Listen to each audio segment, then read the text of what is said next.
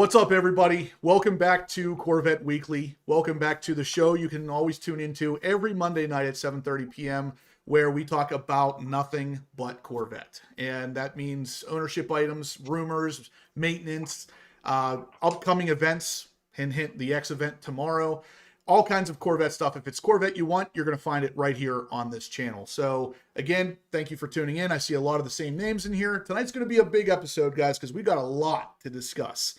And outside of the fact that the X event is happening tomorrow, and we're going to talk all about what that might be, we're also going to talk to somebody that actually just recently took delivery of a C8 Corvette ZR1, so we can have some firsthand initial thoughts and impressions. Before we get into that, though, guys, please make sure you're smashing the thumbs up button tonight. We want to get to 100 by 8 o'clock and 200 by 8:30 if we can. There's so much to discuss tonight. I'm going to have limited time to remind you to smash those thumbs ups. Again tonight, right here, it is, of course, sponsored by Forgelite Wheels. We are still sponsored by Forgelite Wheels tonight and next Monday night as well. So if you want a chance to win a $1,000 gift certificate, $1,000 off of a set of Forgelite Wheels, you do it tonight. Every Monday night we start it. Every Monday night we finish it. So you will also know if you've won tonight. So again, same as always, $10 as an entry, $50 or more is double entries. And tonight only, the members of the channel are going to get one free entry. We're not going to do that just yet. We're going to do it towards the end whenever I'm about to run that wheel. That way I can get all of you guys in there. So if you want your free entry, make sure you're in here at the end of this show to claim it. But yeah, guys, we have a lot to discuss tonight. First thing I'm going to do is I'm going to bring on Joe. You guys know Joe from Solar Performance. He is here with us. Welcome, Joe. Thank you. How are you, Justin? I'm good. So, guys, Joe from Solar Performance is here to talk to us about his experience with the ZR1. But before we get into any of the ZR1 news or any of the X news, we're going to start off with the HPO Vet Exchange. You guys know we have been doing this now for maybe 2 months, somewhere around there. We've been hooking up buyers and sellers to purchase a Corvette of any year Corvette. And what that does is it allows the seller to buy the car for the price they think is fair. And it also allows the buyer to let the car go for a price that they think is fair. And in the grand scheme of things, both parties end up paying, well, the buyer pays less than they would from the dealership, and the seller gets more than they would from the dealership. So everybody walks away happy. Now, with that said, Joe has some cool cars to talk to you about. Sure. Thanks, Justin. Hello, everybody. So just to recap a few, you'll recall that we had a C5, beautiful black, 100-plus trophy winner. There it is on the screen right now. We had a buyer. They came out, loved the car, put down a deposit. Unfortunately, was not able to get the balance in financing. So the good news is, for those of you that loved it and thought you missed it, we do have that car listed again on the site. So please do take a look at it. It is a twin turbo. It is over 700 horsepower to the wheels and over 700 pounds of torque. It's just really tastefully done. It's probably the glossiest black paint I've ever seen. The engine bay is just beautiful. The turbos are tucked right underneath. We get some questions on where they're located. They're right underneath. And you'll remember, for those of you, this was built by vet doctors in Amityville, Long Island, under advisement from John Liegenfelder. So the car has a big history. It was on Corvette Forum back when all this work was done. There is about 60,000 miles on the odometer and just 20,000 plus on the actual engine itself, since it was all built and modified. So any questions on that, feel free on the email on the site to let me know. The next one I want to touch on is, last week we showed you all an absolutely beautiful C7 ZR1 convertible. We do have a deal pending on that one. So if that should change, we will certainly let you know next week. But we think we found a very, very, very excited buyer, and certainly looking at that car, I can see why. And then the last one I wanted to touch on is a brand new offering that we're bringing to you tonight. It's a 2023 Corvette Z06 3LZ. Just a beautiful, beautiful looking car. It has natural interior. just 1,500 miles. It's got a lot of carbon fiber to it, including the carbon fiber wheels, which, as we know, have been tough to get from time to time. Carbon fiber roof, carbon fiber mirrors. All in all, the sticker price is $162,000 with $41,000 in options, and we have it at a price of $129,000 for a 1,500-mile Z06. So if you're at all interested in any of the ones I've mentioned, you know our website, you know Justin's website. You can just go to his site and you will see the link off to HPO Vet Exchange. Yeah. So guys, again, horsepowerobsessed.com. This is the website here. You can buy all kinds of merch or parts for your car. But right up at the top, you'll see right in the middle, HPO Corvette Exchange. You click on that. It's going to take you into the 2 featured Corvettes for sale currently. If you wanted either one of them, you click on the image. It's going to take you right to all the information as well as the email address at the bottom here that you're going to want to send a message to if you are interested in buying one of these or even selling a different car. Send an email to that email address. Joe will take care of you from there, and we'll get your car sold. As of now, it's been pretty good. It's been surprisingly smooth. I mean, even the C7 ZR1, we don't want to speak out of turn necessarily here, but it is almost a done deal. And we had that car for only about a week. And that's honestly a good portion of that week. It had already been somewhat completed. We're just waiting on the final transaction, so to speak. So it's a fairly quick process too. So if you guys are interested in selling a car, hit us up. The horsepowerobsessed.com website. Go to the HPO Vet Exchange email. That's it. Okay, so let me talk about something real quick before we get into Joe's experience with the ZR1, because I feel like everybody's kind of on edge, we'll say, with this X thing coming tomorrow. So let me touch on this first. The very first time that I had heard of a rumor of a ZR1 being all-wheel drive was in 2019, late 2019. They leaked that list of cars that were coming for the C8 lineup. The C8 Zora was the one that stood out to me because it was a ZR1 with an all-wheel drive setup, or at least that's what the initial leak was. Now, afterwards, obviously things changed. That was, what, 6 years ago at this point.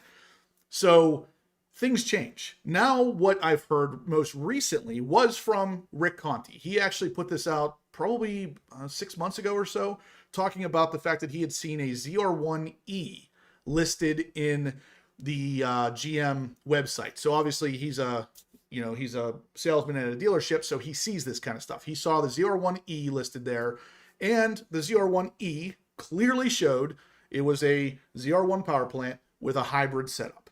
It didn't say how much horsepower or exactly what hybrid setup, but we can kind of deduce what it was. So the ZR1E was likely to be the ZR1 with a E-Ray front motor. Now, fast forward to a couple days ago where they released this trailer, very much so emphasizing X. X in almost every other manufacturer, X stands for an all-wheel drive. So like BMW especially uses X on all their stuff to signify all-wheel drive. So does this X signify all-wheel drive? Maybe. But let's talk about all of the possibilities here, because me and Joe were just talking about this off camera. There's a lot of possibilities that this X could mean. Number one, instead of a ZR1E, it could be a ZR1X. And if it is likely the same thing. ZR1 engine, E-Ray hybrid front motor, making it all-wheel drive. It also could be implying a Z06X doing the same thing. Z06 hybrid or Z06 engine with an E-Ray hybrid motor up front. So maybe we're getting 2 variants of that, ZR1X, Z06X. Cool. But what are the other options? The other option is an SUV. Because the way this thing is worded, and exactly, Supercar Ranch, you literally pulled the words out of my mouth. It says a new Corvette is coming. It doesn't say a new performance variant or a new performance option. It says a new Corvette. So that X could absolutely mean we're getting a Corvette SUV because it is implying that it's a totally new car, not just a performance check option. So could be an all-wheel drive SUV with some sort of performance capabilities. Then they're going to call it a Corvette SUV. I tend to lean towards one of the last options. Whenever I saw this thing pop up and I saw that X, I said, I've seen that somewhere before, outside of course, the new Twitter rebranding. I said, where did I see that particular X before? Now, if we look at this X, this is the X we all saw. It looks like the Twitter X, right? But what if I show you something that's very similar to that you guys have seen? I'm sure you've seen it before. In a Camaro ZL1 1LE. Now, this is the 1LE, ZL1 1LE sticker on the big wing on the back. Looks very much like the X we saw on the X trailer. So what does that mean? If we got an X version of maybe the ZR1 coming, could it be something other than all-wheel drive? Yes, it can, because I decided to look up what does 1LE mean in the ZL1 1LE? And here it is. The wording specifically is 1LE stands for one less equipment. It's a performance package that's designed to enhance the car's track handling capabilities by removing unnecessary features like air conditioning, power windows, fog lights, blah, blah, blah. Ultimately, it's there to potentially reduce the weight of this car. So are we getting possibly a track spec ZR1?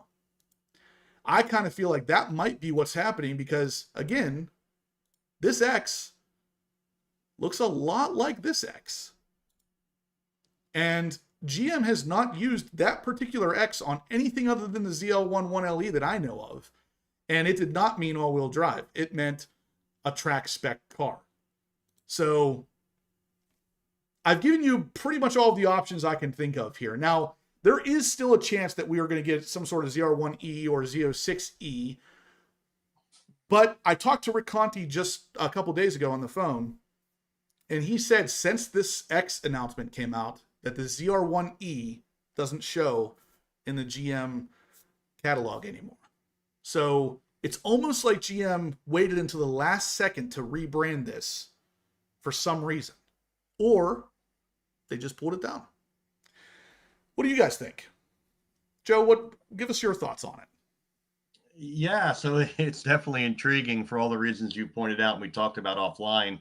I hadn't really thought about the SUV for quite a while, to be honest with you, because, the fanfare for that has been a number of years ago, and either they've hit it really well, which would be, I think, masterful, because there's just been no real talk about that at all.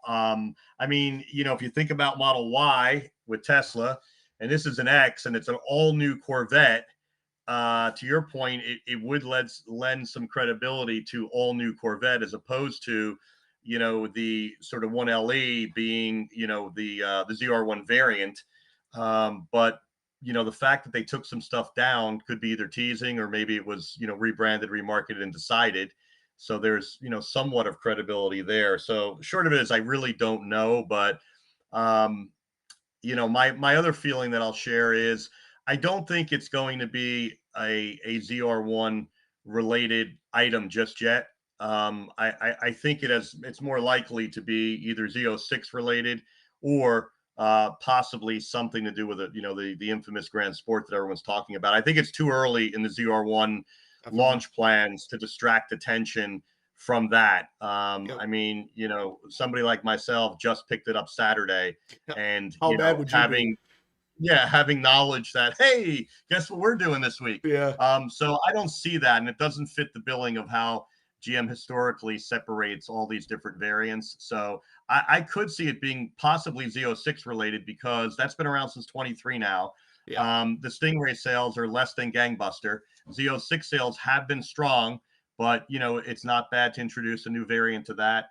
Or could it be, some Grand Sport version? I don't know. So the one thing like Supercar Ranch says here, it's not really something, they're not going to release something just to your argument here, Joe. They're not going to release something that's going to cannibalize the ZR1. Like, they're Yeah. not going to release something. Oh, by the way, you just spent all this time and all this money on this 1064. Well, guess what? Here's one with 1200 horsepower. Like, it's unlikely to happen in a new car kind of situation. Now, if they mentioned the ZR1 and Z06 both getting an all-wheel drive version that would, as a performance check option specifically for 2026, that doesn't do the same thing, because it is, number one, it's more money. Number two, it is a checkbox versus a brand new kind of car.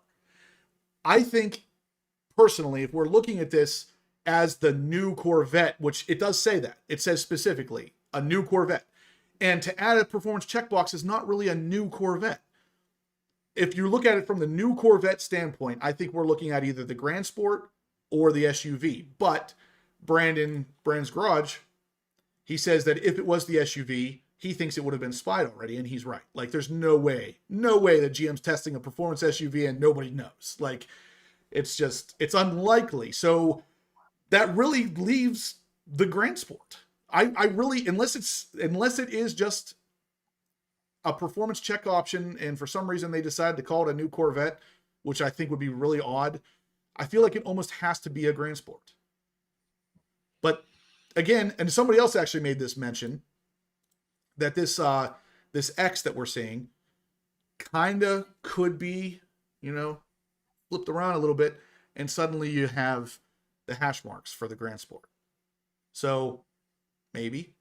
I've also heard a couple people saying, well, what if it is a ZR1X, all-wheel drive, lightened to the moon and back, and the Nürburgring time it's getting just so happens to be 6:17:25. I said, first off, if that is the case, that is an unbelievably fast car. But second, it's still not what I would call a new Corvette, unless they call it something other than a ZR1. So even at ZR1X, it's still not a new Corvette. It's, a rebuild of the ZR1. So Right. I feel like unless it's got a different name, Grand Sport or an SUV, I feel like it's not a new Corvette. But again, their wording, of course, it doesn't necessarily guarantee anything. But I don't know. Yeah. That uh, time would be ultra impressive, right? Because what is Jesus. the fastest? 642, I think.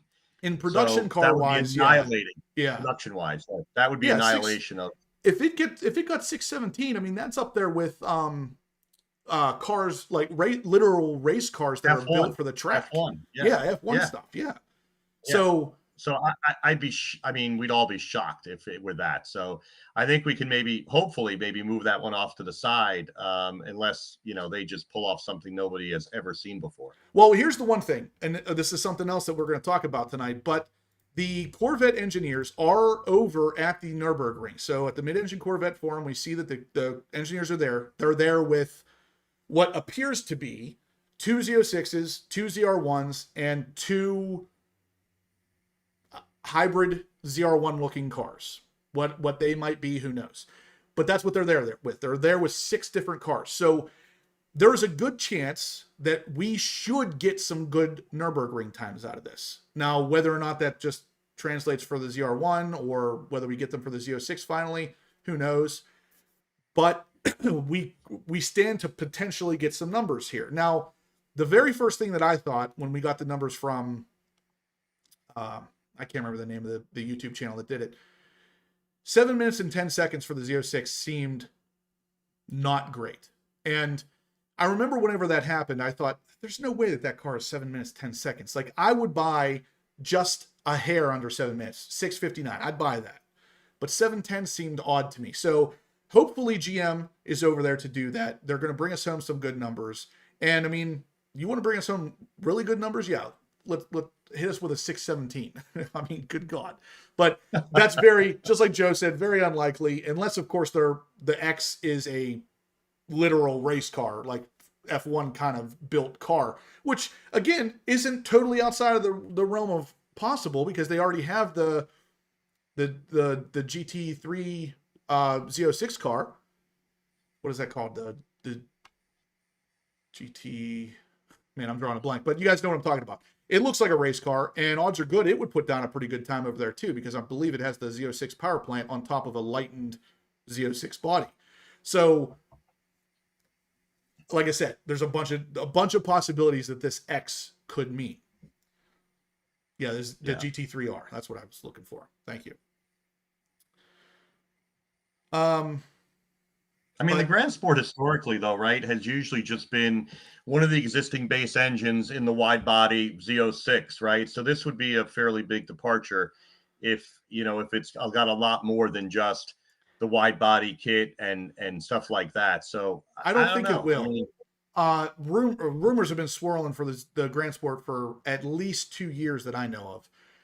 And one of them has stayed pretty much consistent throughout that, is that it was going to be a slightly different version of engine than what we have in the Stingray.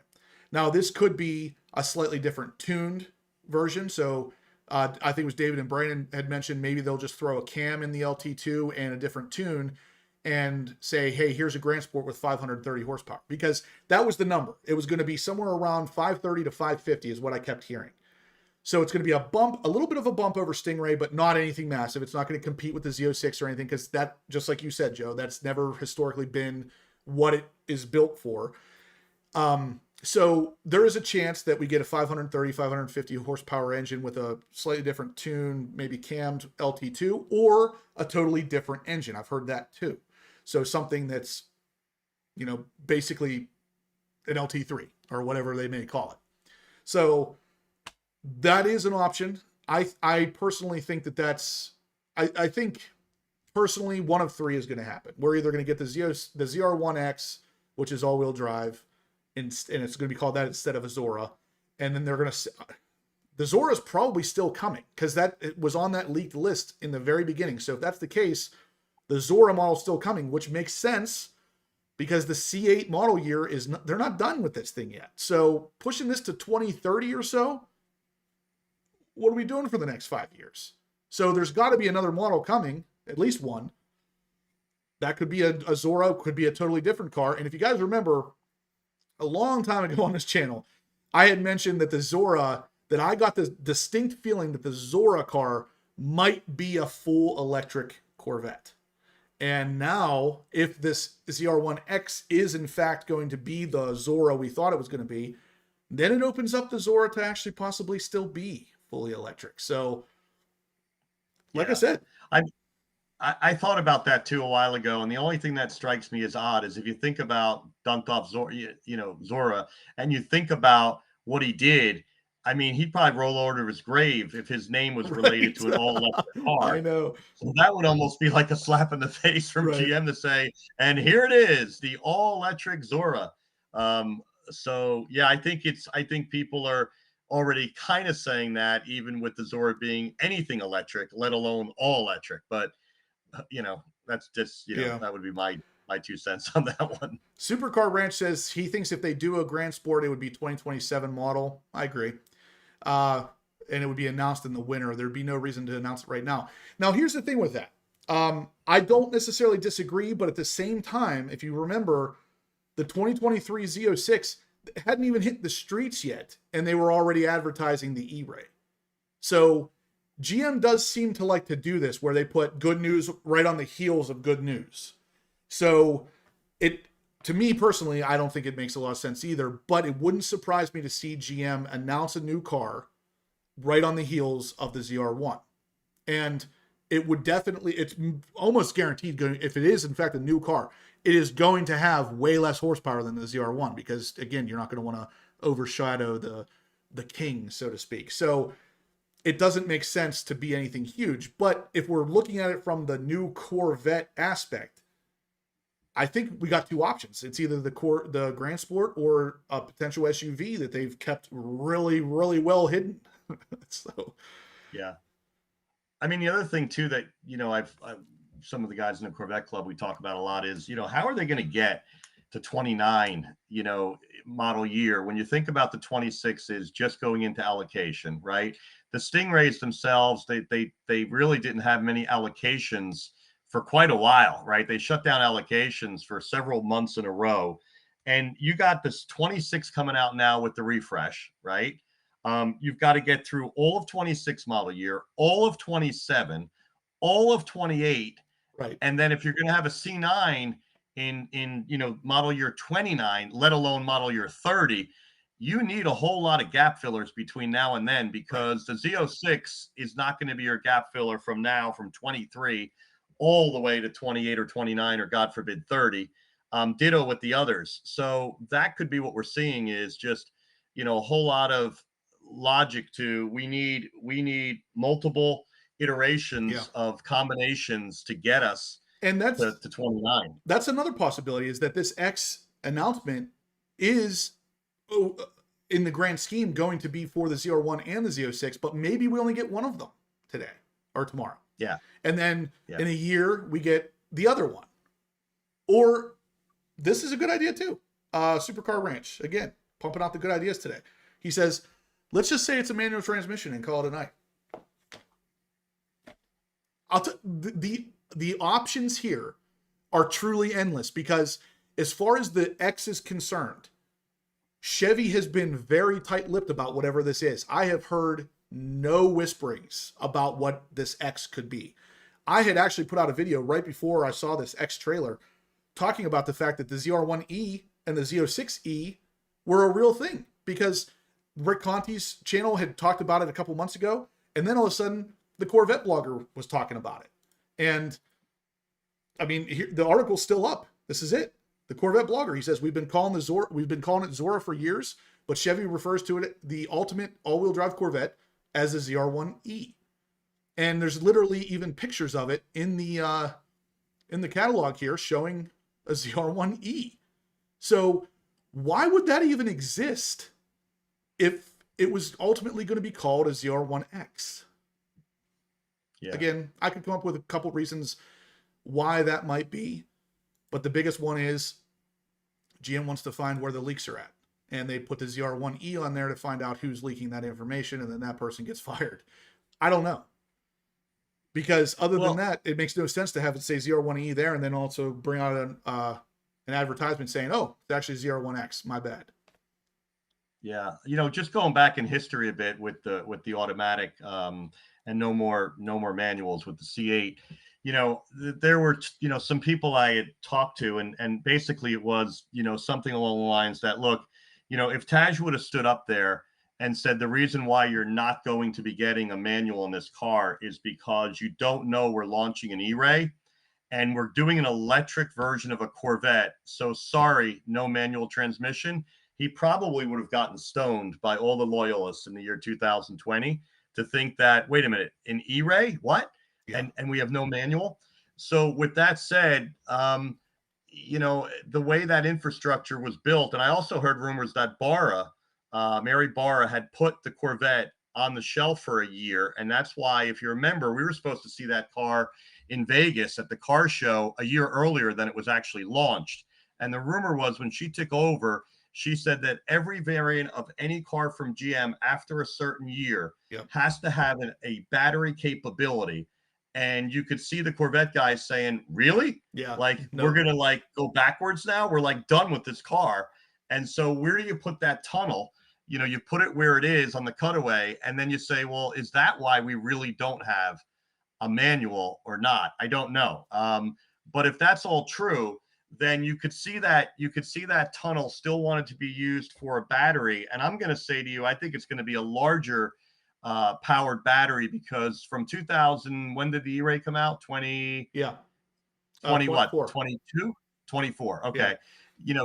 That battery had to be devised years earlier, and the ability to push more voltage now and more memory and chargeability and output has grown. So I don't think the electrified version of the ZR1 is just going to be the current horsepower numbers. It's going to be higher because the battery is going to be more capable. I've actually seen a bunch of rumors stating exactly that the E-Ray battery was capable of 160 horsepower, and that they were basically going to either put 2 of those on there or find a way to double the output to 300 to 320.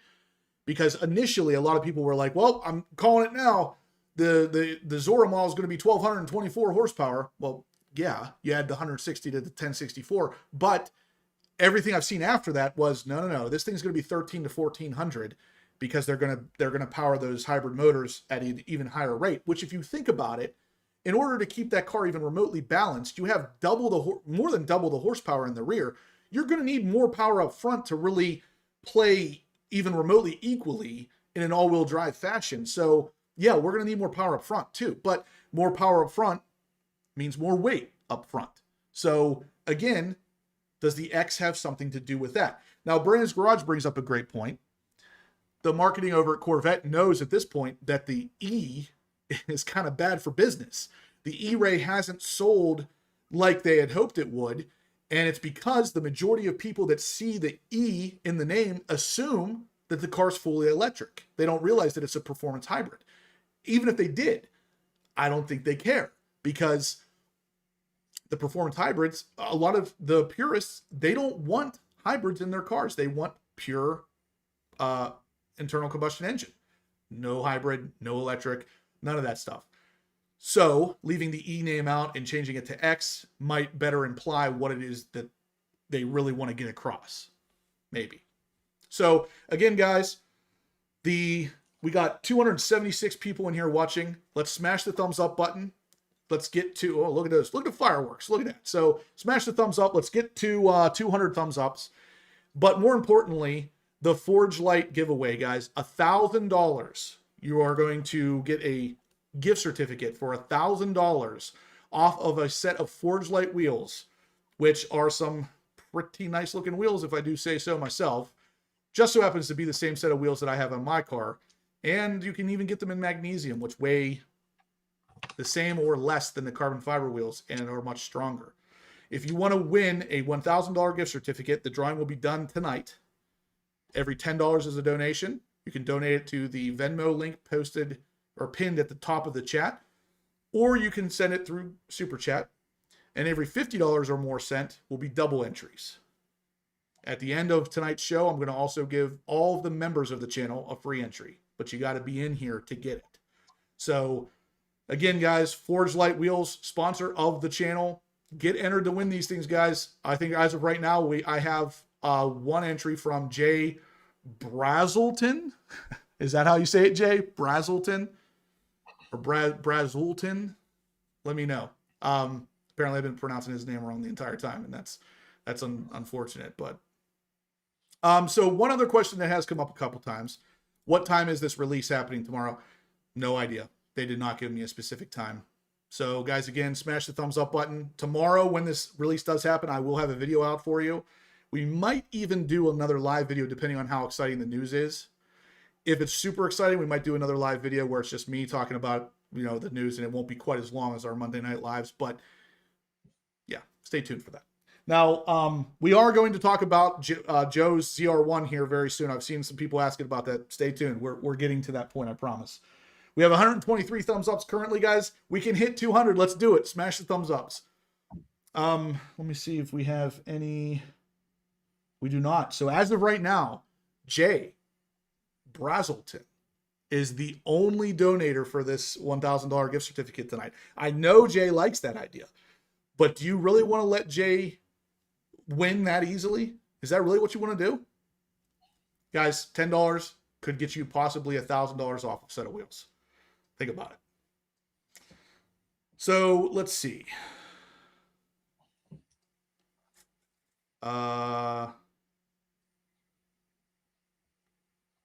So Mike, I'm not going to show the delivery tonight. We're going to talk to Joe about his initial thoughts and impressions.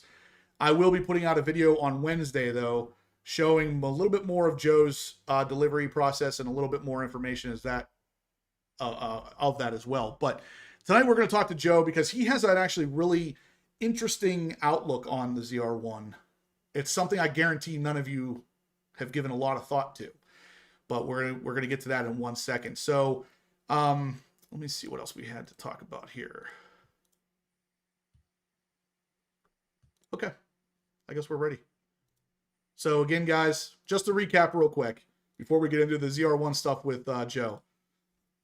The C5 twin turbocharged car.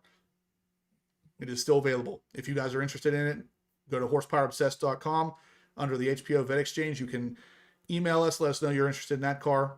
The C7 ZR1 is most likely spoken for, but we never want to say anything for sure until it's actually done. And now we have a new C8 Z06 for $129,000 that had almost $170,000 MSRP tag on it, and it has 1,500 miles on it. Was it, Joe?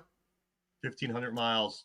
Sticker, just for clarity, 162 and change. Oh, 162. Okay, I thought it was 168. Yep. Okay, Yep. Either way, it's still very expensive. And with 1,500 miles, it's down to 129. Very, very, very cool spec, too. This red mist with the natural, but it's a two-tone natural, so it's not too much natural, if you know what I mean. Yeah. Ceramic coated as well, by the way. Squirrel Cage Garage. Oh, yeah, ceramic coated. That's good. All right, so Squirrel Cage says, how much are donations again, and how much are they worth? $10 will get you one entry. $50 or more will get you double entries. Ken. Jay, if the X is in fact an all-wheel drive option, it will be at least $10,000. You bet your bottom line it's going to be 10 grand. Now, here's another interesting thought that I had on this. If the X is in fact an all-wheel drive version of the ZR1, so if it's a ZR1X, you check that box, and it now gives you the hybrid motor up front, especially if it's 13 or 1400 horsepower.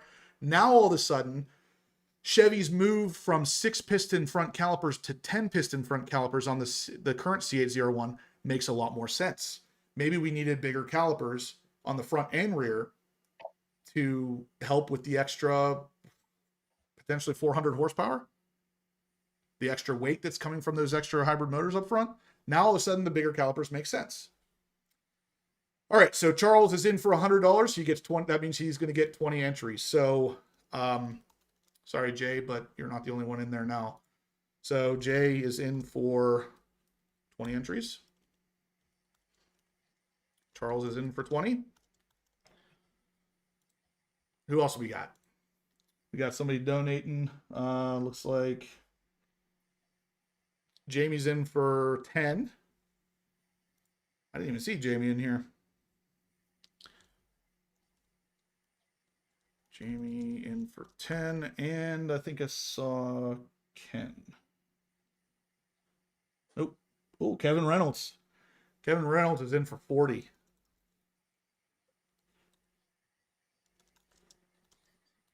All right, so that's Kevin Reynolds is leading the pack right now, guys. Again, this is a $1,000 gift certificate for the Forgelite wheel, whatever Forgelite wheel you want to go with, whether it is magnesium, forged, aluminum, whatever it is you want to do. But it will save you $1,000, and that's pretty cool. So again, we're going to do the members entry at the very end here. So stay tuned for that. If you want to get that extra entry, you have to be in here. Okay, so Charles coming in hot. Yeah, he is. Thanks, Charles. So let's talk a little bit to Joe about, well, actually, before we do, Ranger Raptor says, any update on your C8 ZR1, Justin? No. So my ZR1 at this point will be a 2026. It is what it is. At this point, there is no more 25s. And there has so far been no allocations for a 2026 ZR1. So the 2026 ZR allocations have been for a Z06, E-Ray, and Stingray so far, no ZR1s. So nothing to update on just yet. But it is definitely happening. I'm definitely getting a ZR1. So that's that. All right. So let's talk to Joe a little bit here about his experience with his ZR1. Joe, I guess just kind of start from the top. We're going to get into more detail with this on Wednesday, most likely. So we don't have to go totally crazy, but at the same time, let's hear it. Sure. So since we'll talk more Wednesday, for those of you that may recall, about 4 years ago when the Z06 launched, I realized that I was, too late on the trigger finger to get probably in line for that. So I reached out to my dealer in New Jersey, and long story short, I was able to get a sales order for MSRP, which, back then, MSRP back then was like, yeah, well, big deal. That's not really a great deal. And then, we know the rest of the story with COVID, post-COVID, and all the different variants of Corvettes that have come after. and all the different crazy prices that are out there. So, you know, shout out to Schumacher for in the end honoring that. I picked up the car Saturday. It was raining, and despite my better judgment, the choices really were, you know, keeping it there. It's going to rain through Thursday this week in New Jersey, and the dealership advised, and I also, you know, did not really want the car sitting there being mulled around, touched, and God forbid, you know, something happened to it after waiting 4 years, right? So I agreed to pick it up on Saturday. I went a few club members I invited to join. Some of them were able to make it, and I drove the car out on Saturday in a misting rain. I drove it all of about 8 miles, but I can just give you some early impressions, mind you. You know, the car was driven at speeds from 0, light changing, to, you know, 30 or 40, making turns, getting, you know, to my house, which was about maybe 10 miles away. I didn't hit more than 50 miles per hour. The next day, however, I did take it out in the morning. It was still slick and damp. And with Cup 2 tires, I didn't really want to find out the hard way that you really shouldn't be mixing water with Cup 2s and a whole lot of horsepower. So, you know, the impressions are going to be, you know, pretty slim right now. But the things that were very evident, literally pulling out, first was the exhaust note. So when they started up in the dealership, you can see it's a pretty closed environment in the picture. And instantly, myself and others who have heard Z06s quite a bit now, it definitely does not have as loud. Is it night and day? No. Is it noticeable enough to know that it's not quite as loud on startup? Yes. I think Harlan, you know, even admitted as much to people who asked him up at Carlisle and elsewhere. So I guess that wasn't a great shock. What was more noticeable, or I would say somewhat shocking, is after I was driving it, though, away 25, 30, 45 miles per hour in Z mode, you know, I had another person in the passenger car who also is very familiar with the Z06 sounds and tones. We both looked at each other almost immediately, and I said, it definitely is quieter, is it not? And the person agreed with me wholeheartedly, and that was in Z mode. And I do a lot of driving, you know, when I was testing the solar performance throttle controller in a Z06 for well over 1,000 miles.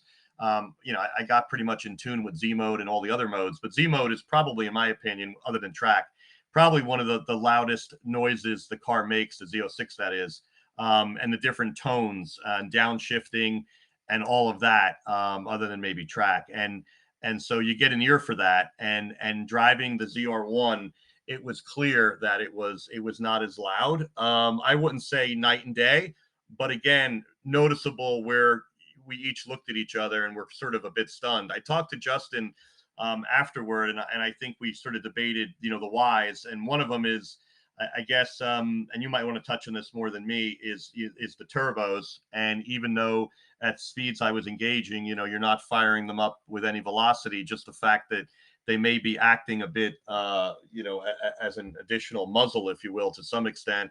But the one that the pastor and I talked about was, you know, the venting now in the back, you know, where the coupe has the split window. You know, in Z06, that's solid glass. And so that noise, you know, of the engine itself, forget about the exhaust, but the noise of the engine itself is reverberating around in that chamber, if you will. There's really nowhere for that noise to exit by and large, other than to get through that, you know, pretty thick millimeter glass into the cabin.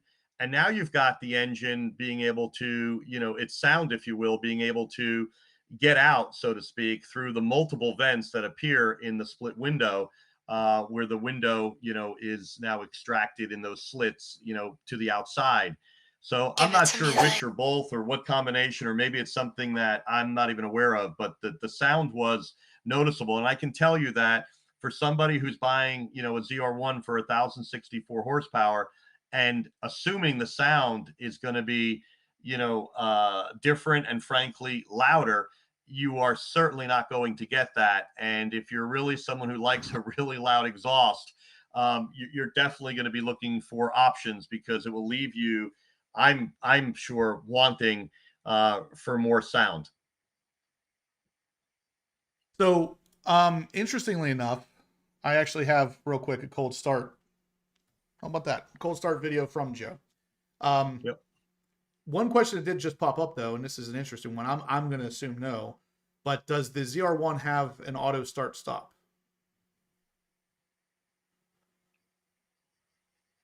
I don't believe so. No. I don't think so either. But that's one thing that might be coming if the ZR1X is in fact a ZR1 with the E-Ray power plant. But for now, yeah, and E-Ray, yeah, he says catless test pipes will fix that. Maybe. If you guys haven't seen this engine in kind of the cutaway form, this thing is pretty advanced. I mean, they have electronic wastegates and stuff on this. I don't know how much of that kind of stuff you're going to be able to mess with without ultimately messing with the way that they have these turbos set up to produce, the amount of power that it does, but also have the low amount of lag that it has. But anyway, let's listen to this thing cold start. Keep in mind what Joe just said.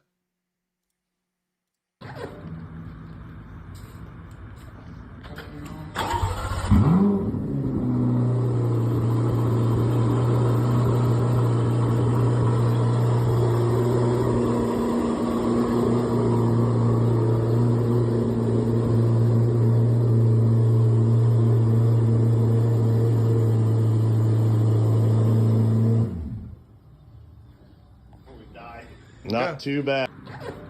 Again.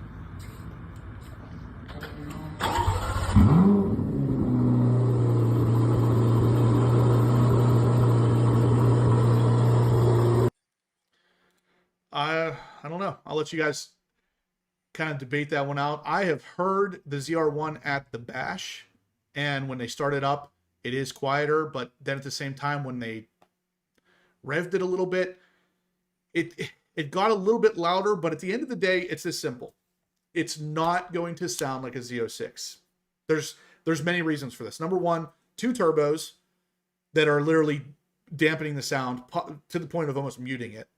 Number 2, like Joe said, the rear glass is set up slightly different, so it might be allowing more sound to escape. But number 3, possibly the biggest reason, is I had a good reason and I forget what it was now.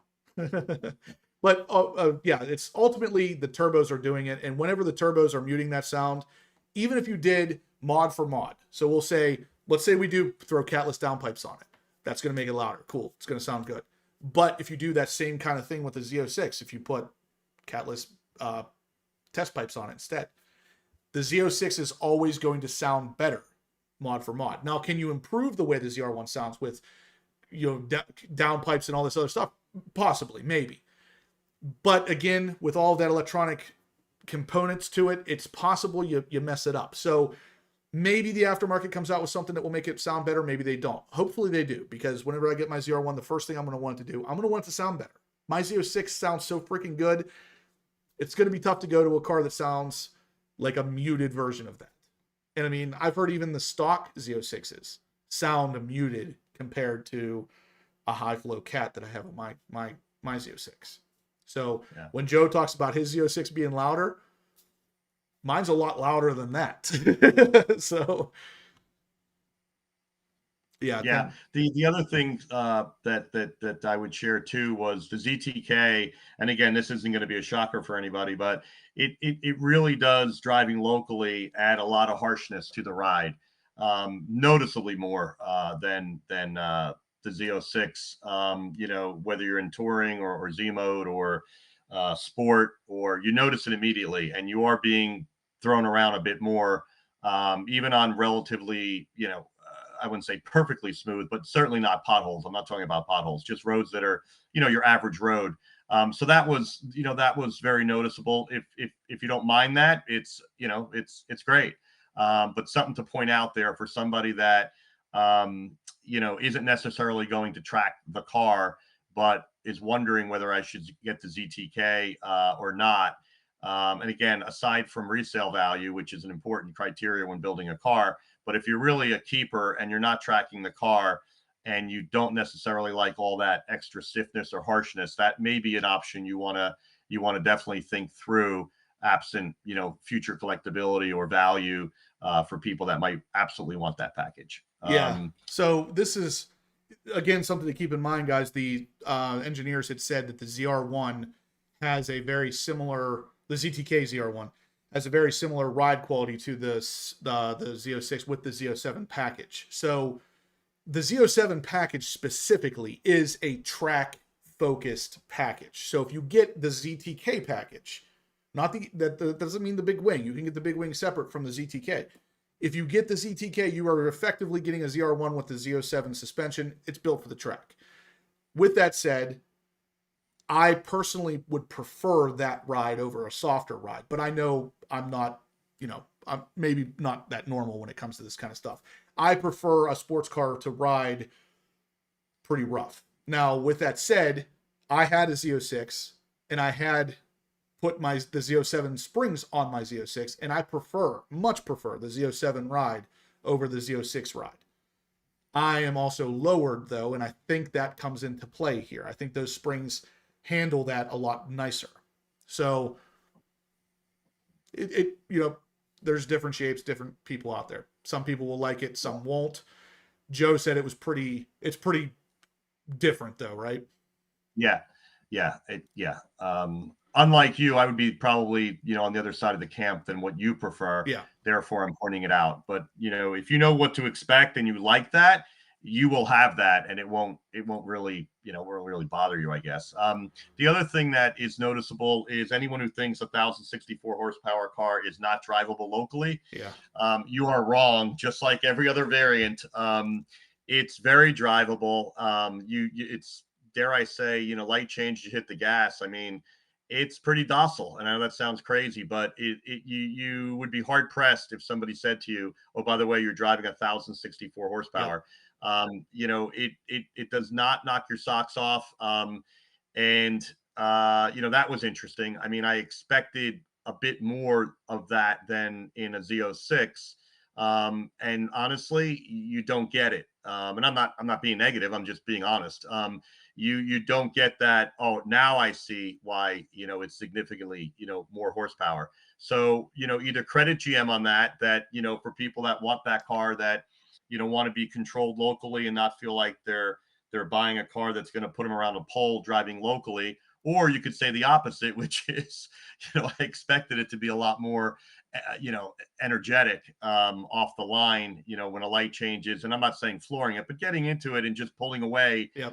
thinking you were going to be more aggressive than it would appear. So Yeah, that was another early, yeah. That was actually addressed again by the engineers. Same engineer that said that the ZTK's package rode like a Z07 package car, because he basically said, if it's not broke, don't fix it. The Z07 package car handles well, drives well, all that good stuff. But what they also talked about was how approachable 1,064 horsepower was in this car. And GM does a very good job at this, because even in the C7 ZR1 that I have, at the time when it was brand new, 755 horsepower was an incredible amount of power. And to get in that car and drive it, if you're just driving from, around town, you wouldn't really even notice that you're sitting in a car that has almost 800 horsepower. The C8 ZR1, I already know even before driving one, it's going to be the same thing. Unless you get in it and your foot to the floor, it's going to drive it's going to be docile, just like Joe said. I mean, he experienced it. I knew that was going to be the case.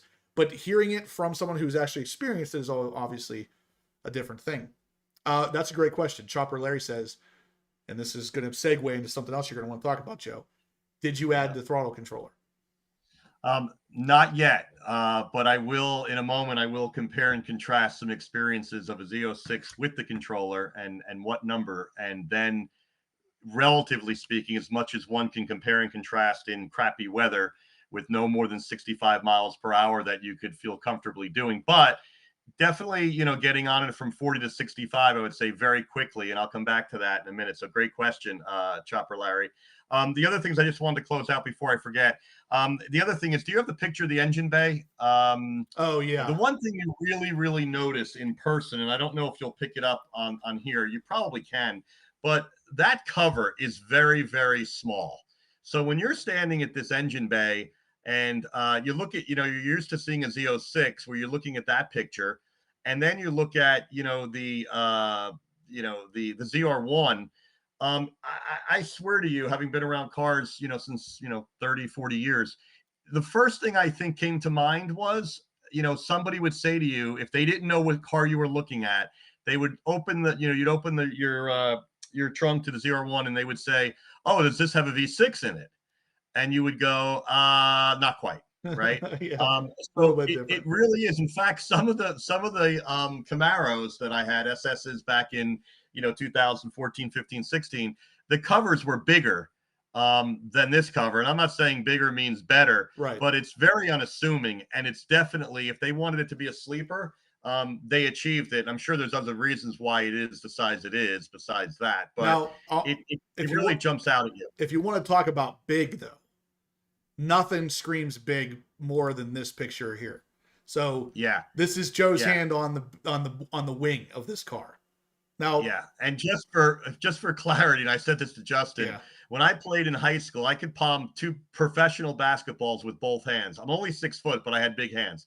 That's a spread is about as much as I can spread my hand. Maybe I could have spread a little more, but I'm not even close to the ends of the width of the this. wing is massive. There's no doubt about it. It, Now, it Joe, really you is. you sent me a picture of this in your garage. Is it okay to show that or no? Yeah, yeah, Okay. yeah, So another one is you can see it from the back here. That wing is both girthy and long. I mean, yeah. I'm not going to make any kind of ridiculous jokes here, but if you were a female, you would be perfectly happy with this wing. Yeah, I will say this. I will, as you can see, it's apologize for the mess, but it's a one-car garage, and I was thinking when I was walking to the left to get to the door that if I wasn't careful at night and had maybe too many drinks, I might actually get pierced in my heart by the outer part of that wing, and so that was definitely a concern. Oh, pierced in my heart. Oh, that's good stuff. Yeah, the wing Um, is big. There's no doubt about it. That is a massive wing. and you saw it live, and for those that haven't, it just stays big no matter how long you walk around the car, at the dealership. And I was walking around it for probably an hour before we did all the paperwork, getting some video and shots for this. And then even when you're home and looking at it, it's just it's crazy. It's crazy. The 10 It second really is. Z06 said the throttle controller is the best bang for the buck. Feels so responsive in the stock weather mode, still works like normal. So, guys, Yeah. if regardless of what car you have, Corvette, Monte Carlo, TRX, Raptor, Solar Performance makes a throttle controller for you. And if you go to their website, Solar Performance website, you can actually get 10% off by using, or I'm sorry, 5% off by using the code HPO5. So that would Yeah. be for the throttle controllers or the throttle body. So if you want any of those 91 millimeter ported throttle bodies that are freaking perfection, I'm actually going to have an update video coming on that very soon here. 5% off. And that's pretty big whenever the throttle bodies are roughly $800. So use the HPO5 code, save yourself some money, get these things done. Now, All right. Now, hold on one sorry, second. go ahead. Supercar Ranch says that his wife tells him the size of the pipe doesn't matter. Don't show her the picture of that carbon fiber spoiler we just showed with Joe's hand on it because she's gonna get jealous. Darren Burnett says that the carbon fiber is an ironing board. You probably could use that as an ironing board. Yeah, absolutely. Absolutely. Professor Corvette says that they have to kill 17 carbon fiber beasts to make that wing. So 17 animals gave their life for that wing, Joe. Yeah, and when you look at the price, of that spoiler at $84.95, you kind of shake your head. But then when you see it in person, Yeah. and this is going to sound strange, you say, "Boy, that may be the best value on the market." Wow, that is strange. Yeah. But the other thing, I would say that if you haven't seen the Leno Taj video from a while ago when they first did the launch of the ZR1, it's a great scene where Jay Leno and Taj are hanging out talking by the back of that wing. And I think Jay Leno, paraphrasing, said something, "Hey, you could have like a whole buffet, hanging out back here." Yeah. And Taj kind of looks at him like he doesn't even know what to say to that comment. But Right. you literally could put not only the silver trays, on there, but honestly, dinner plates will fit Yep. no problem across the back of that. Yep. That's how wide it is. And I What? I actually have, me and my wife actually had dinner one time on my C7 ZR1 spoiler, and I took a picture of it. I'll dig it up for next Monday Night Live, but it looks as ridiculous as it sounds. I mean, you can literally eat off that wing because it's so freaking massive. But one other thing I wanted to mention really quickly is the builder of Joe's ZR1's engine is Shane Parker. Now, this, for those of you who don't understand what that means, Shane Parker is one of the guys, obviously, that builds the engines at Bowling Green plant. He's the one that built David's DBM Racing's engine in his C8 Z06, and we got to meet him at the bash. I got to meet Shane. David got to meet Shane. We talked to him. It's really interesting talking to these guys because they're just regular guys. And meanwhile, this guy is putting together on a daily basis a 1,064 horsepower engine and signing a plaque that gets stuck on it. So this guy, I've met this guy in person. He actually watches the channel at this point, so hopefully he's seeing this. But how what are the odds that Joe would get this engine and it's built by Shane, the same guy that I met, the same guy that built David's? Just really, really cool stuff whenever you realize how tightly knit the Corvette community can be, to the point where you personally know the guy who built your engine. Like, I think that's incredible. I think that's so awesome. Yeah, no, the odds that we would have the same builder, because I've seen on Corvette Forum a list of, I don't think it's even all of them, but I'd say the numbers are at least 26 or 28 I've seen on the list. So the odds that we would have the same builder is pretty interesting. Do you want me to touch on the controller and or the observation on the throttle bodies that I saw when I was looking at okay. So let me just, as a reminder, because I don't want this to sound like an advertisement. For those of that, I work with Solar Performance. I am not an actual employee of the company. I became aware of them with the purchase of my C7 and C8. I was a consumer. Had a C8 and C7, and I was so impressed with the change it made in the acceleration drivability of the vehicle that I literally called him up to just congratulate him and thank him, frankly. One thing led to another, and about 9 months or a year later, I found myself working with them as a contractor. So I just wanted to be full transparency, so there's no, well, Joe works for Solar, of course he's going to say A, B, and C. So this is literally, my truth in terms of comparing, the ZR1 and my experiences testing the controller for over 1,000 miles, as I mentioned, in work I was doing for Solar on a Z06. So I was really curious how this was going to play out because, of course, that was one of the things on my mind. And I want to be clear that I drove the car from about light to light 6 times. I got up to 45 minutes before, not 45 minutes, 40 miles per 45 to 50 miles per hour. That's Saturday. Sunday morning, I took it out again in sort of wet, conditions, not pouring rain, but wet enough to scare you. And I did accelerate, from 0-45 and then sort of punch it from 45 to probably just below 70. And my observations are as follows. The car, as I said, is very drivable. It, to use the word docile until you really start to, get into it. And my observation was, if I were blindfolded, doing what stock to stock that is, right? I would say that there was not a huge difference. And if I were blindfolded, I might have a tough time telling you which car I was in, for that brief period of distance, as well as, miles per hour. Now, I'm not submitting for a second that at 110, 120, going all the way up to, 200 to 233, you would not be able to distinguish. I'm not representing that at all. And I know enough that that is not the case, right? But I would say this, driving a Z06 on sports 6 or 7, under the conditions I've just talked to you about, I think had a bit more oomph and a bit more acceleration than even the ZR1 had under those conditions, under those speed variants that I've described. I was very curious if that were going to be the case. I didn't think it would be impossible. And, we all know that controller is literally adding 0 horsepower, but clearly at those miles per hour, you're not exactly, inviting a lot of the 670 nor the 1064.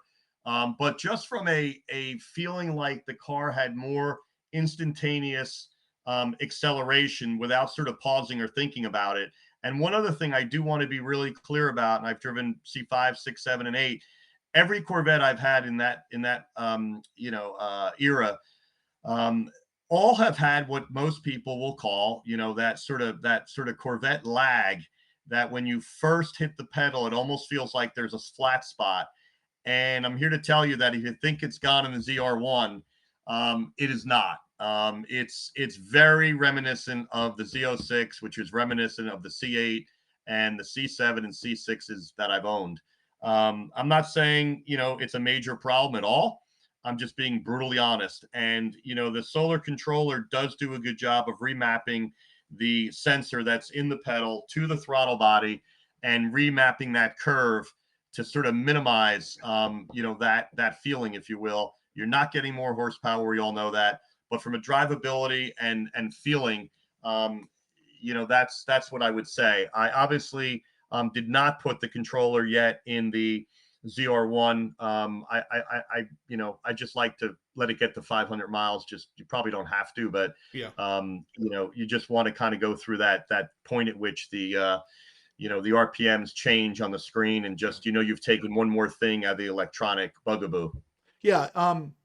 First off, we're going to officially rename the solar performance throttle controller to the Joler performance throttle controller. That's been brought up so many times. Joe Lur instead of Solar. He does a great job advertising these things, so I think that's totally fair. Another thing is, Lewis, and I think I already know the answer to this. I'm pretty sure it's yes, but Lewis wants to know, did your ZR1 have Cup 2Rs? Yes. Okay, that's what I thought.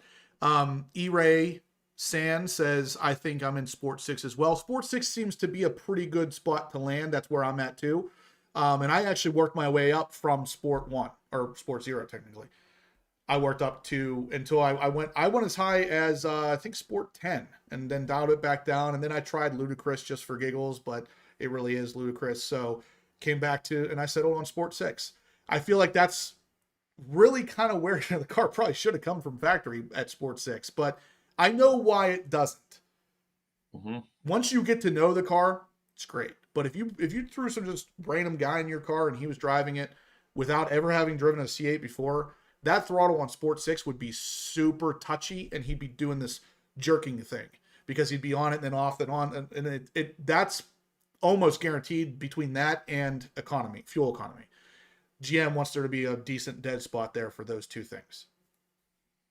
Yeah, and the nice thing is, because people will say, well, what if I don't want that feeling? Well, you've got 10 modes and 64 settings. Chances are you're going to find one, like Sport 4, Sport 3, Sport 5. I mean, you can even go in. And again, I'm not trying to sell anybody, is, GM decided what that response of the pedal to throttle body was going to be. They didn't really ask any of us. And then they have a sport mode.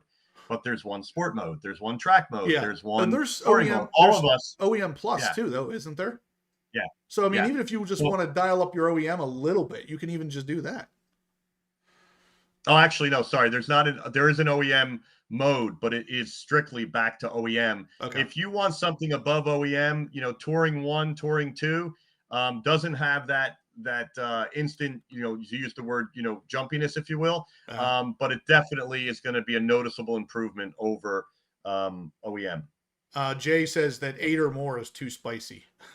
Yeah, I like the wording. I agree. Yeah. I agree. Mike asked if we showed the car yet. We did. But just for giggles, I'll show it again. There's a couple pictures here, but there's going to be more to come on this. I don't want to give it away too much yet, because we have a video Joe and I are planning to do on Wednesday where I'm going to show a lot more video and stuff like that. But it is a Seawolf Gray car, which is absolutely perfection. I mean, this is the exact car that I would have gotten. And actually, yeah, while I'm showing this picture is interesting, guys. So Joe sends me this picture. This is the side skirt, the front part of the side skirt. And immediately I'm looking at this going, how did someone damage this car already? And it's on both sides. It's on both sides, side skirts. And then Joe Yep. tells me afterwards that apparently, this must be a ZR1 thing because this was not on my Z06. This is actually a tiny piece of basically PPF or some sort of plastic uh, coating to prevent the front of the side skirt from getting chipped up. So actually a really cool little add-on that no one's really talked about, and initially thought it was damaged. Like when I saw that at first, I was like, that's cracked through the clear coat. Yep. But Yep. And when I first saw that, yeah, it I was can down imagine. low. And even though you were in the dealer with pretty bright lights, down there it gets pretty dark. And I couldn't see. So I took a picture. And that was the picture that I sent, not this one, the other one first. And I sent that to Justin. And I said, can you believe that somehow when they were unloading this, it must have, sort of bounced and both sides cracked. I Yep. go, is this unbelievable? And then my friend of mine, Big Jim, sort of talked me off the ceiling and said, no, Joe, hold on. Look at the flashlight. It's actually wrapped. And I was like, oh, thank God. Yeah. Thank God. I mean, some of this stuff though, the design of this, the carbon fiber on this car is just absolute perfection. I mean, this is the side, or like I always call it the hip, but that's like, the upper intakes. They're just perfect looking carbon. I mean, the rear glass, the carbon around the hatch, it all just looks so good on Seawolf. Man, I'm kicking myself for not getting a Seawolf car now. But Well, Justin, remember? Sorry, again. This is interesting shot here, where the frunk is deleted. We know that.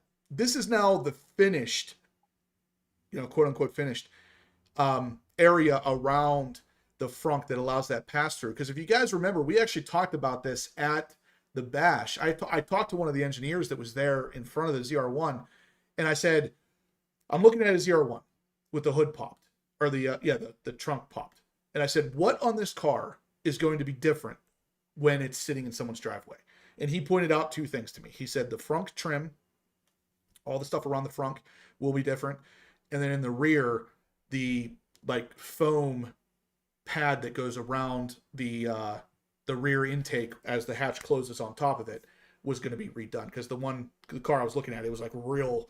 It looked like somebody just took a pair of scissors and cut it up and slapped it on there real quick. He said those two things are not production, but other than that, the car's production. So looking at the frunk, the picture that Joe sent here, you can clearly see this is definitely more production. It's more finished looking, because the one that I was looking at the bash had like variations in color and shininess and texture. Like it looked bad. And now I'm kind of curious though, Joe, if you're looking at that picture, right on top of that radiator area, it looks like something can slide in and out there. Do you know what that is? On the looking at the back portion, if you're looking at the picture straight on. Yeah, like towards or the glass. Portion. I just think it's just, sort of the concave shape of the inner, what used to be the frunk. So you really can't place anything in there, because is that a radiator or intercooler? I'm not even sure. Yeah, but that's it's the large. intercooler, but I mean behind that, like literally, it looks like it looks maybe the cabin air filter, because you're not going to really have super easy access. No, I mean that's still got to be up there above that. So I don't know what that is. Yeah, it just looked like, a compartment that was housing the intercooler, and not much more. Now, what you don't see in the picture is just left and just right of that open piece we're looking at. There was a little cubby on each side, and I don't know if we have another picture pulled back from that, but maybe we'll show that Wednesday. There's just like a little cubby left and right that you could put, some small. There you go. So, on that left and right, there's these little cubbies that you could just put something in your frunk of small size, obviously. No, those look like pass-throughs too. I don't think you Oh, can no, put I'm anything sorry. there. I'm sorry. I stand corrected. Yeah, Yep, no, they're pass-throughs. Say, sorry. I was just looking at the big piece. Yeah, no, I take that back. You're right. So this is the part that I'm looking at. Let me try to get this zoomed in. This slit right here. I don't know if you can see my mouse on the screen now. So there's like a cut in the plastic that looks like a slit right below. Oh, I see. I see. It almost looks like you could slide that out and there's something there. And I don't know what that would be. Yeah, I don't know. I mean, it also just looks maybe like the design of the the Plastic. housing Yeah. around the latch, they may have just beveled that out. It's kind of thin to be something I would think that you could pull in and out, because there's no way to even grab anything, it looks like there. Yeah. The other thing, though, while we're on the latch, this is Yeah. manual. They do No. not have the soft close here, and I'm guessing because you can't run electric in a place where you've got an intercooler, and you Well, probably don't want to have. not only that, they don't have the button underneath anymore to pop it manually from the outside either, Right. because I you don't noticed really that. need access in there. I mean, you're not Right. going to have any. Exactly. Yeah. Exactly. Yeah. And then on the back, you all noted that the camera's gone, even on the coupe, Yeah. and it's down lower, so that we all know by now. The interior, because it is not the new interior, right? It's the last year of the 25. It looks, it looks every bit exactly the same as you would expect. This was a 3LZ build. So anyone familiar with this layout and particular design, you'd swear you're in another variant. There's really nothing that I can think of that is absolutely unique to the ZR1 with respect to this interior at all. The badge on the bottom of the steering wheel will be pretty much it. Yep. So if you've been in them, you know what that looks like. I think those are probably the biggest takeaways. But I will say that the gray and black combination is killer, no matter how many times you walk around the car. The black accents really jump at you. The wheels being black, the Brembos being red, and that split window is very cool in person. Yeah. So one other thing, Joe, if you don't mind, tell us the MSRP of the car and then what you ended up walking away paying. Sure. So the MSRP was 205 and change. And I paid MSRP because of the deal I mentioned earlier from 4 years ago. And that became a debated point for a while. But as I said earlier, and we'll talk more Wednesday, the dealer ended up doing, the owner of the dealership did the right thing. And, I was able to, get that deal the way it was structured 4 years ago. And out the door. So you just 205 MSRP and then out the door 220. 220. Yeah. $15,000 in taxes. Well, it was a few things, right? So it's in New Jersey we have 6.625%. Okay. Motor vehicle tax, and then the lovely state of New Jersey says, well, if you can afford a car like this, we're going to hit you with a luxury tax. Of course. So they tack on another 0.7 just because, right? Just because, yeah. And then to the credit to Schumacher, their tag fee was $399 even on a ZR1, which is pretty damn reasonable. Very few have none anymore, and most of them are $899, $799, $999. Yep.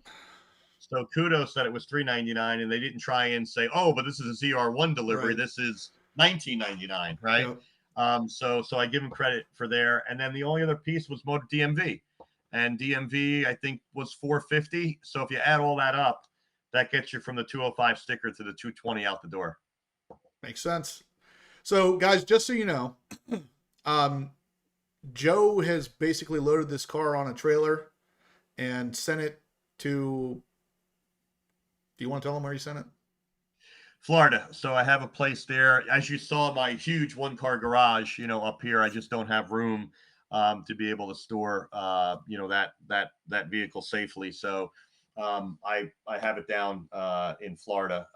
So I was hoping to do more 0 to 60s and more things up here for this broadcast, but Mother Nature has been ridiculous. We've had rain seven Saturdays in a row. Justin, you probably are close to that, being in PA. Yeah. And it's been raining since Friday, and it's going to rain through this Thursday. So the biggest reason for transport to Florida is because this is a 2025 ZTK, all of the good options. This car is going to be worth a lot of money. So Joe is not going to drive it a lot, and I don't know that I can blame him for that. So a lot of this car is going to be stored, and someday he's going to leave somebody behind a nice check. So just know that you're not going to see the car on the channel a whole lot, because he is going to basically put it in a protective bubble. And this is one of the reasons why I'm almost glad I didn't get a 2025, because that would suck. For me, I would hate to do that. So gladly, I'll take a 26. Number one, I'll feel like I got a new car because the interior will be different. But number two, I'll be able to drive it. It's not going to be worth a bunch of money like this one's going to be. So yeah, Justin, when I put that order in 4 years ago, if you looked at all the generations before and you tried to figure out about where this would be priced, this was before all the C8 changed the world in terms of right. COVID and everything we all know about. So I had done the math back then and figured, it was going to probably come out at about 150, yep. 159. And so I had every intention back then that this was going to be something that, I'd want to just drive a real lot. And I don't think I'm going to drive at zero, but to your point, I'm not going to be putting huge amounts of miles, on other than just careful driving on a nice, really beautiful day, unlike what I did for the channel the other day in drizzle and wet, pavements. Yeah, so you can't sell this car ever and say that that it never saw rain, because we know. That's right. Know now. That's right. It would be a falsity. But the other thing is, as we all laugh about, and you and I talked about offline, I love when people say the car's never seen rain or water. Haha. The water test, that they do is intense, and it's more water than will ever hit your car when you're washing it or in rain. They said I think 10,000 gallons or something are like sprayed and intensely. The pressure. It's pressure. And the pressure is intense. And then of course we all do wash our cars from time to time. So, and the bottom's all sealed on these, as everybody knows. I mean, there's really not a whole lot exposed under the car. But I'm Lewis, not going to drive it in rain. I feel the same way. He says, I just wish they hadn't canceled Seawolf Gray. I was really learning to like it. Seawolf was literally, I was this close to making the decision. Yeah, I'm going to get Seawolf instead of black. And looking at this car now, I would absolutely do it. And now I can't. It's like the only color that would have literally pulled me away from getting a black car. And now they freaking canceled it. Yeah. Was that ended up being a 2-year color, right? Yeah. 24 and 25. Yeah. And then the other thing that most of all your watchers, I'm sure, know and is, it's nutty how when the allocations came out, you literally had to step forward and say, I'm okay not getting, a high wing. So I was in that club that it wasn't a deal breaker for me. And so many people, had to give up their allocation who wanted it. And they stepped to the side. And I did have the number one. Yeah, and then basically they put every order on hold. I went from 3,000 back to 2,000, as we all did for about 3 weeks. And they said, we're trying to locate, in quotes, some high wings, as if they were stuffed in a closet somewhere. And nobody knew that the ultimate track car should have a high wing, And then all of a sudden, I was contacted and said, we have an availability for a high wing if you want it. And I was like, yeah. But you had a feel for the people who, passed that up. Yeah. And so they really just, that's me, had a challenge. Yeah. Had a challenge time, with this whole launch, which is crazy considering how many years they had to plan it. Yeah. It's unfortunate, but, looking back on it, like I said, I'm not super upset about it, because I think it's for the best. With now I'll be pushed into a 26 with the new interior and everything. So, the only thing I won't be able to get would be the Seawolf Gray at this point, but I won't cry myself to sleep over getting a black car again either. So, no, black's beautiful. 16 Seawolves, by the way, in total for 25, 12 coupes, 4 convertibles, and if you use the math, Justin, you talked about with half of the 300 only allocated 25s being high wing, you would have a pretty rare Seawolf coupe or convertible, even more so convertible, with the high wing being half. Anybody who got the Seawolf Gray or the Rapid Blue, both of those, there are very few colors of those made for the ZR1. So both of those colors are in, whoever got those colors are pretty happy right now. You got a pretty rare car. And it looks great. I mean, Rapid Blues, I'm not necessarily a blue guy, but at the same time, Rapid Blue is an awesome shade of blue. So, same thing with Seawolf. So when they announced that, I was like, that's the color right there. I loved it from the day I saw it. But anyway, I think that's pretty much it. 10 Seconds Z06 says, too bad you can't get carbon flash metallic. Justin, would you get that over black if you could? No, I don't think I would. At one point I was pretty hardcore on it, but I actually don't. I like black better. And not to say that carbon flash doesn't look good, because it does, but I like the shine in the mirror look of black. So, but anyway, guys, if you can, smash the thumbs up button. Looks like we have 250 people in here watching, 184 thumbs up. So we can easily hit 200.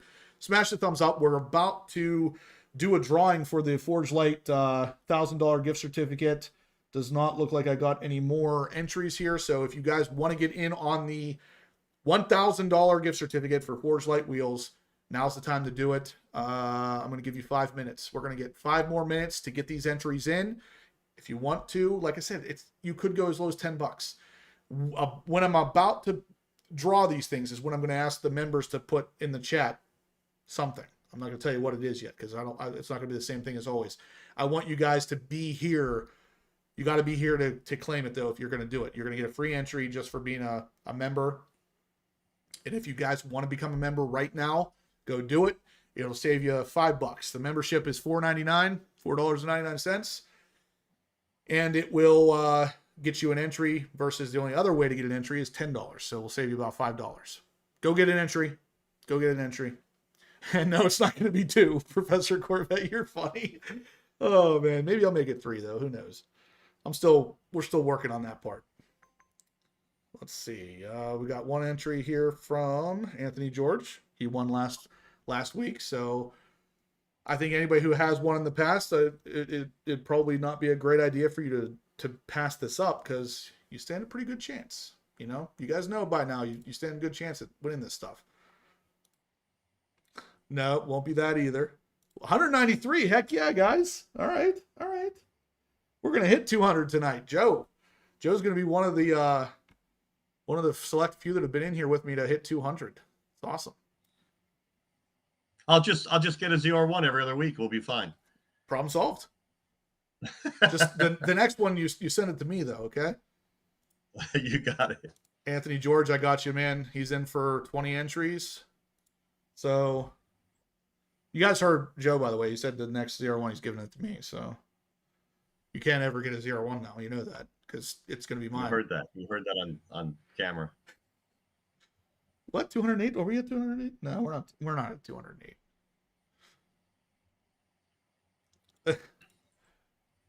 Nah, there's no recall. It's as good as it's always been. I click a button. That's all I do. What happens in the background, take it up with the website. So 2 more minutes, guys. Get in on the entries if you want to now. Looks like we got another one from Aaron. Looks like probably AARPM. Yep. So he's in for 10 entries.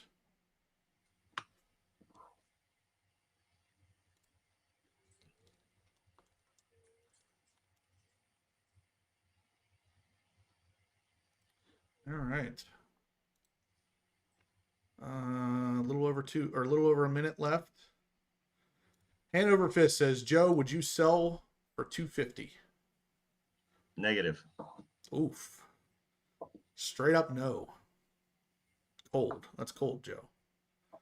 You got to give him a little opportunity. Be like, well, probably not. I waited 4 years and had to go through a lot of tackling to end up finally getting it at MSRP. Yep. And we'll talk about that too, guys, because there was a little bit of a fight involved in that. That's all going to be something we address on Wednesday as well. Look at Jay. But it ended well, in fairness. It did. It did. Very well. Jay using all the new emojis there. He's got Onyx, me thinking, Coco, beside a bottle of tequila, I believe, which is very fitting for a Chihuahua. Professor Corvette says, Joe, would you take 3 Bitcoin? It's a little over 300, I think, at this point. Depends on what day of the week it is. Right. Yeah, really. Where is that Bitcoin at that exact time? Exactly. Exactly. I Well, remember early on when Bitcoin first came out, there was so that do I. story about the dealer in California that took Bitcoin, and Yeah. by the time he went to cash it in, it had fallen like 50%. He's like, all right, Oof. that's the last Bitcoin exchange I ever Last do. time we do that. See, I remember when I was in college, I had just started college, and Bitcoin like just popped up, and you could buy these things for like they were going for like $2 and $3. I was like, what the heck's Bitcoin? God dang! If I could go back in time, man, buy like 300,000 of them right there, just be You'd own just be done. you'd own GM. You could purchase GM right now. Exactly right. And I'd have my ZR1. I'd own GM and still only be able to get one ZR1. All right, guys. Looks like we are out. Oh, we just got one from David, which hasn't popped up here yet for me for some reason. There it is. All right, David's in for 2 entries, and we're going to cut it off right there. So now, if you remember, what do we have? Oh, let's have them type Joe. If you're a member, type Joe. You get your free entry.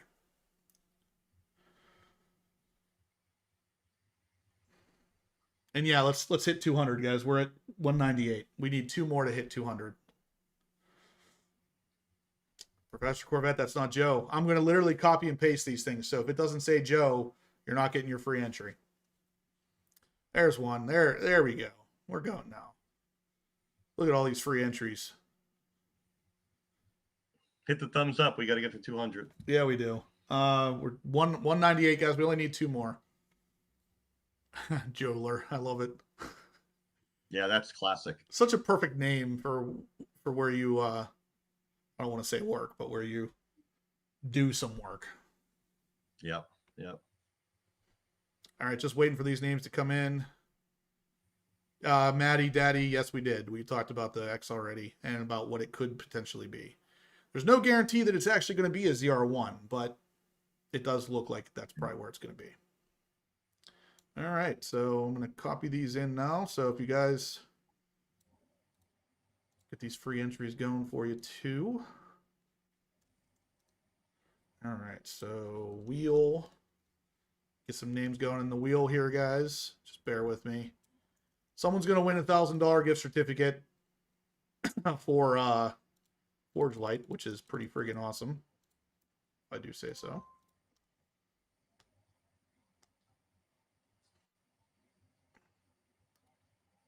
Okay, let's see what we got here.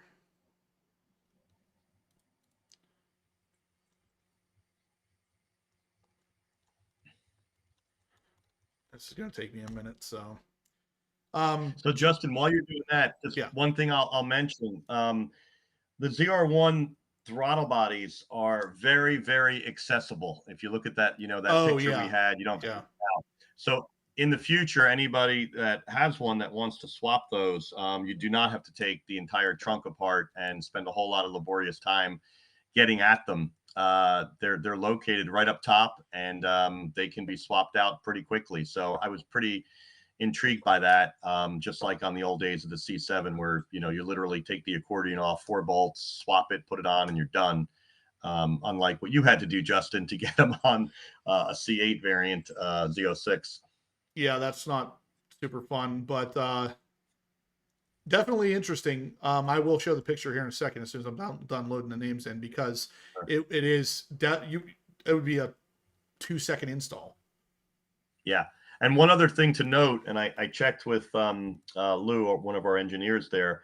I noted immediately upon seeing that picture that they were not, or did not appear to be 87s. And so they are not.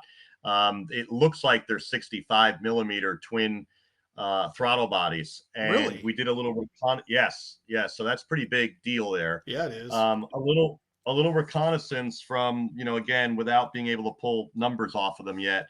There is a Cadillac 65 millimeter throttle body that we're familiar with and offer on their twin turbo 3.6 liter LF4 engine. And without getting too far ahead of ourselves, it could be a variant of that. And that is a twin turbo. Granted, they have 1 throttle body on that one, but it is a twin turbo engine. and apparently you don't need as much air, you know, at your throttle body. But it is interesting that, you know, it's 65 down from 87 and still a 5.5 liter, albeit twin turbo. And it does look like they may be making use of a Cadillac throttle body, 65 millimeter. Huh. I would not have guessed that. But I did. I would have assumed they were 87s, but I did know that they also, the engineers talked about the intake being over 50% smaller than the Z06s because they didn't need the extra air volume. So, Right. definitely interesting stuff there, how they make these cars work. Yeah, when I say Cadillac, sorry, I really meant to say AC Delco. So it happens to be on a Cadillac, but it's not truly, you know, manufactured or made by Cadillac. It's just a throttle body that is in the arsenal of GM suppliers from AC Delco that happens to be 65 millimeter. Yeah. That's pretty small. So kind of, again, interesting that they would go that route, but all right. So almost done here, guys. Just bear with me. And one last comment on that, because I know the question may come up. Will solar then be able to, and will it make sense to have a ported and larger throttle body? And the answer is absolutely. For every reason we do it on every other engine, there would be no exception to, you know, some extra benefit of more airflow in. And in, you know, in the infamous question I always get is, well, then why wouldn't GM have done it? And the answer is they don't make throttle bodies. They buy them from AC Delco, and they can do all their stuff past the part of the throttle body in terms of making 1064. So they don't have to be highly focused on necessarily that aspect. And the other thing I would say is do notice it's 65, not 68, 64, because they don't make any. The company doesn't have any available to them in any of their GMs other than 65, 70, and, you know, 87, and some other variants that follow with the GM manufactured AC Delcos that they buy. So they're just hitting their checklist probably, and then engineering, you know, everything downstream of that. Yep. Brian, I did get your entry in here too, Brian. You're the last one. So I think we're good to go. I'm going to show the wheel here, guys. So you can see the wheel. I'm going to hit shuffle on this a couple times just to move things around so you guys don't accuse me of anything. So that has all been shuffled. Here we go.